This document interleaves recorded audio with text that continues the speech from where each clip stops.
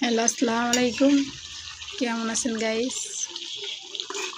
সবাই রমজান মুবারক। আলহামদুলিল্লাহ আমিও ভালো আছি। তো দেখেন, সকাল সকাল রান্না বসাইছি, মুরগি রান্না করতেছি। আর কেন রান্না করতেছি? কারণ আমার আব্বু আসতেছে। আর আব্বু আসতেছে কেন সেটাও বলতেছি।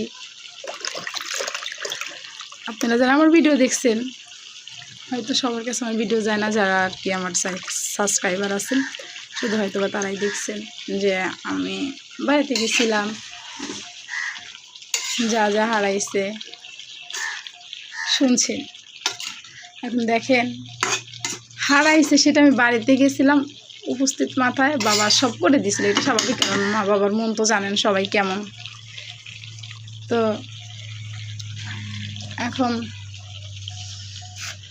বাড়িতে যে গেছি, দেখেন আরেকটা কথা, সিমবাজি করবো। বাবা আসতেছে বোধহয়।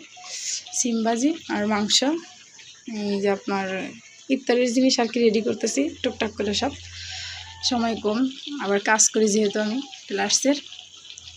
তো দেখেন, আমার জিনিস হারাইছে সেটা বড় কথা না, কারণ আমি যখন আসছি, আসার পর আপনার ভাইয়া শুনছে সব কিছু, কিন্তু আপনার ভাইয়া আনছে। আমি মারে বলছি যে দেখেন মা, আমি সব কিছু কিনছি, তারপরেও বাবা মার মন দেখেন, পৃথিবীতে মা বাবার চাইতেও আপন কেউ হয় না। দেখেন আমার সব আছে, সব করছি, রমজান মাসের বাজার আপনার ভাইয়া সবাই না দিয়েছে, পুরা মাসের বাজার।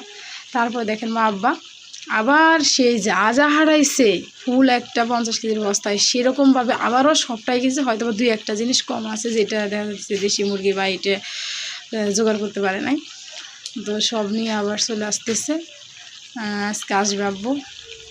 দেখেন, যার মা বাবা আসছে তারা মা বাবার কদর করবেন প্লিজ। আমার আব্বু আসলে অসুস্থ, যখন রোজা ছিল আর কি, বোধহয় 4-5টা না 3টা এরকম ছিল, অতটা বলতে পারছি না, কিন্তু রোজা ভাঙছে, এর কারণে রান্না করে রাখছি যাতে আব্বু আসলে খাইতে পারে, তাড়াতাড়ি খাইতে দিতে পারি।